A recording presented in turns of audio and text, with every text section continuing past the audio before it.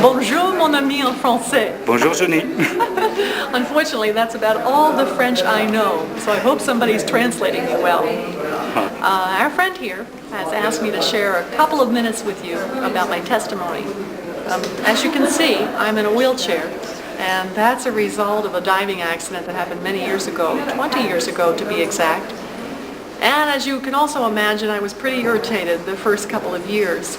I just could not understand, well, how a loving God could allow something like this to happen to me. But then again, you know what I mean, because you probably have asked the same question. You may not be in a wheelchair, but maybe you are frustrated with a difficult marriage, or your children are rebellious, or you are on the verge of real financial strain. We have all sorts of problems each and every day, and my problems are no different than yours. They just maybe a little deeper. Well, for many years I laid in that hospital bed wondering why God allowed this to happen. I twisted his arm for many, many months. But finally I began to crack under the power and the pressure of other people's prayers. I can't explain it, the mystery of prayer. It's just that I knew people were praying. And these same people who prayed would come into the hospital and be so real with me. In other words, they didn't quote grocery lists of Bible verses. Instead, they brought in their guitars, they would sit on the edge of my bed, we would sing, we would play favorite record albums, they'd bring in magazines, they'd polish my nails, or just treat me like a real person.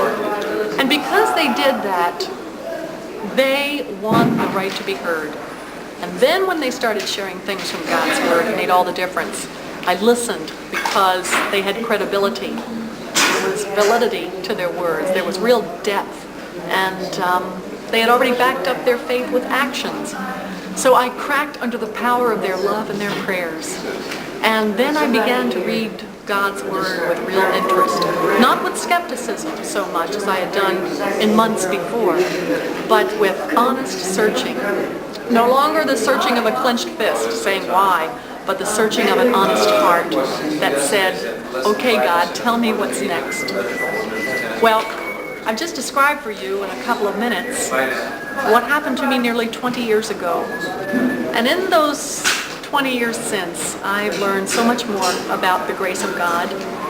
I've learned that to accept a disability doesn't mean that you simply resign yourself to your problems.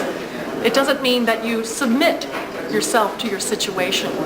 To accept means to embrace the will of God, because we're told in Romans chapter 12 that God's will for us is good and it's acceptable and it's perfect. And we're told, I believe it's in 1 Peter chapter 4, 9 or 19, I'm not certain, that those of us who suffer in the flesh should commit ourselves to our faithful Creator and continue to do good. So if you're suffering today, whether it be with a severe disability like mine or not, commit yourself to your faithful Creator. That's trusting Him. And continue to do good. That's obeying Him. God bless you, and merci.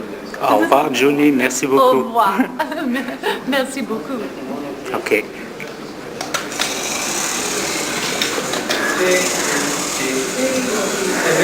You guys finished? Oh, you're at it.